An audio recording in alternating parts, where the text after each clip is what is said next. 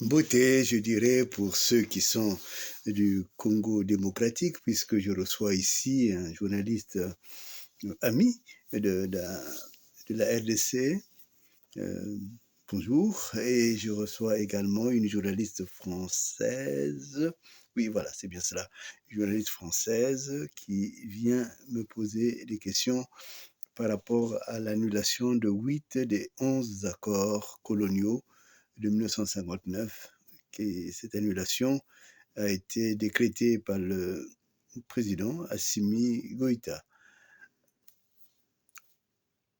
Avec vous, frère, oui, frère, pour pas beaucoup de raisons et sur beaucoup de points de la RDC, vous m'interrogez sur le silence je dirais, de l'intelligentsia congolaise Oyangambo, de la République du Congo. Vous êtes étonné que souvent le Congolais de Brazza euh, ne parle pas de la situation grave qui se passe au Congo. Euh, je crois qu'en cela, vous avez raison, parce que euh, malheureusement, le combat congolais par rapport à Sassou Nguesso ou contre Sassou Nguesso euh, focalise totalement l'intelligence et ce qui fait qu'on ne regarde pas ce qui est proche et pas seulement proche mais qui nous concerne aussi, ce qui se passe particulièrement au Congo démocratique. Euh, Moi, je vous dis franchement que je suis en accord avec l'État du Congo démocratique quand ils combattent Monsieur Kagame, parce que euh, d'un côté, quand le président Félix Tshisekedi est accédé à la présidence, je me suis beaucoup inquiété. Il allait passer des week-ends, même des semaines d'initiation chez Sassou Nguesso. Euh, j'ai une amie qui est Swahili et qui est Balouba plutôt. Je lui disais que il s'agit là d'un risque très grand que prend M. Tshisekedi, parce que peut-être qu'il ne connaissait pas suffisamment Sassou Nguesso. Sassou Nguesso est un reptile qu'il ne faut pas garder dans sa maison, parce qu'il va chercher à t'avaler, et c'est ce qui est en train de se passer. Il aurait fallu, dès le début, se positionner, et il aurait eu une position de force. Mais à cause de la jeunesse, à cause de la peur, à cause de ceux qui l'ont promu à ce poste-là, mais il est question maintenant pour lui d'ouvrir les yeux, pour savoir qui sont les vrais amis et qui sont ses ennemis. Quant à Kagame, Kagame est un danger pour l'Afrique, un très grand danger. Parce que ce n'est pas pour rien que d'espion à espion, ils se sont retrouvés avec Sassou Nguesso.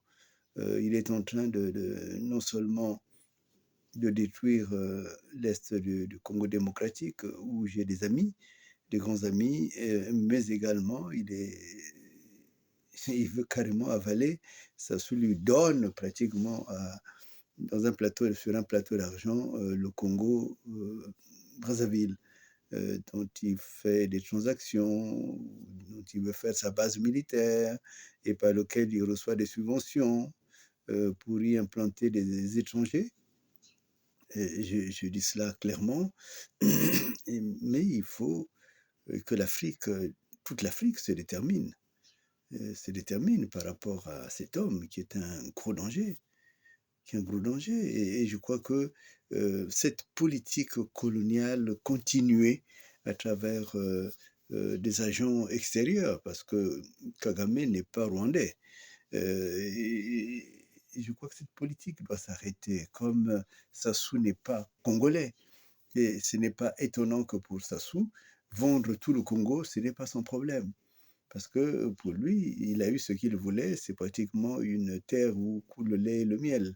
Donc il peut faire ce qu'il veut, il peut vendre comme il veut, mais maintenant, il faudrait préparer le retour de la manivelle parce que, on ne peut pas vivre comme cela. Donc, les Congolais démocratiques, vous avez mon soutien. C'est peut-être le moment pour que, vous puissiez regarder, non pas en spectateur, le combat des Congolais pour renverser Sassou, mais c'est le moment où il faudrait que nous puissions nous accorder, pour que Sassou soit totalement renversé et parce que si Sassou est renversé et il y a déjà une base sécuritaire, une base, stable, pour la République démocratique, du Congo. Donc, chers amis, allez dire, y compris à monsieur Tshisekedi, dire à la population congolaise que moi, je suis en accord avec eux et que, je leur présente même des excuses que les Congolais de Brazzaville ne se soient pas, depuis longtemps, déterminés par rapport à cette difficulté historique que traverse, votre pays, qui est aussi notre pays. Alors, donc, il faudrait surtout que tous les Congolais, j'ai envie de dire, se mettent derrière ce que vous faites, parce que nous connaissons bien le projet des Mitterrand, de toutes ces personnes qui, on s'entend, ont pratiquement scellé le sort du Congo démocratique, qu'à l'époque s'appelait le Zaïre. Mais je crois que il n'y a rien d'impossible à Dieu. Ce que Dieu donne à un peuple, le peuple doit le défendre. Parce que cette terre, pour moi, il faut qu'elle garde son unité. Il faut mieux peut-être gérer, je dirais à Tshisekedi, le pouvoir qu'il a pour que tous les Congolais soient derrière lui. Donc, bon courage et nous sommes avec vous. Quant à vous, madame, vous êtes émue que Assimi Goïta ait annulé 8 des 11 accords coloniaux. Tenez donc. Mais vous savez que ce que vous avez appliqué à l'Afrique, l'Afrique noire, euh, la France s'en est défendue jusqu'à la guerre contre l'Allemagne. Vous le savez. Et pourquoi est-ce que la France s'était défendue? Parce que ce n'est pas vivable. Ce n'est pas vivable, madame. Vous savez, et l'autre chose, c'est que la France est blâmable. Elle est blâmable parce que elle a eu le temps de créer une vraie diplomatie avec les pays qui faisaient partie de son empire.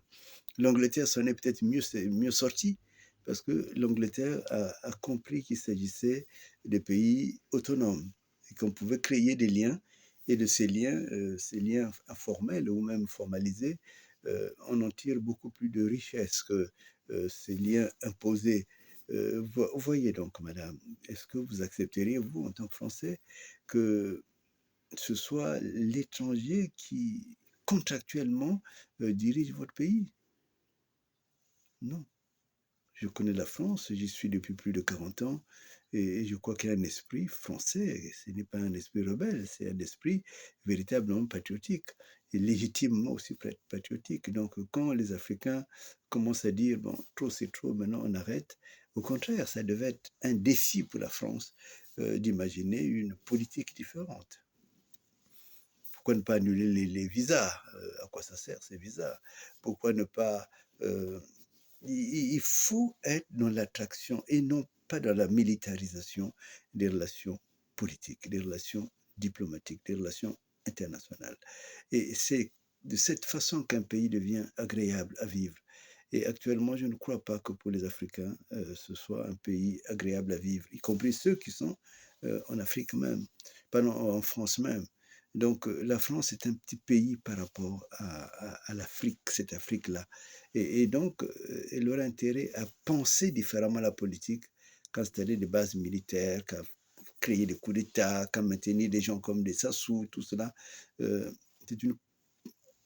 Ça va retomber un jour sur la France. Et la France a eu des grands penseurs. Et je pense qu'il suffit de leur laisser le temps pour que maintenant ils puissent aussi penser différemment. Donc, ce que Assimi Goïta vient d'annuler, il aurait même pu annuler les 11 accords. Et je crois que les autres pays doivent le faire parce qu'on ne peut pas vivre comme cela.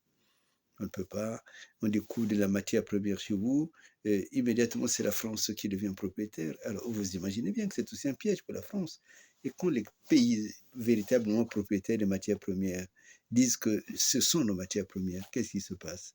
Vous tombez dans une véritable pauvreté. La France va devenir pauvre si elle ne pense pas sa diplomatie. Et donc, c'est vraiment le moment plus que jamais pour demander le renouvellement de l'intelligence politique de la France. Être au pouvoir, c'est vraiment penser l'avenir, pas seulement sur une année, sur 2 années, mais sur longtemps, sur des générations.